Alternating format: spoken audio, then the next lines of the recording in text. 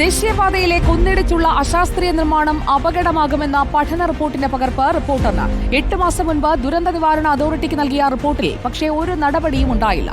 ദുരന്തമുണ്ടാകാൻ സാധ്യതയുണ്ടെന്നും അടിയന്തര മുൻകരുതൽ നടപടികൾ എടുക്കണമെന്നും റിപ്പോർട്ടിൽ ചൂണ്ടിക്കാട്ടുന്നു.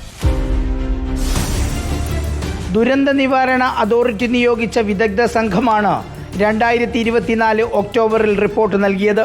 2024 സെപ്റ്റംബർ 25, 26 തീയതികളിൽ വിദഗ്ധ സംഘം ദേശീയപാത നിർമ്മിക്കുന്ന സ്ഥലങ്ങൾ സന്ദർശിച്ച് റിപ്പോർട്ട് തയ്യാറാക്കി. കാസർഗോഡ് ജില്ലയിലെ മണ്ണിടിച്ചൽ പ്രദേശങ്ങളായിരുന്നു സംഘം പ്രധാനമായും സന്ദർശിച്ചത്.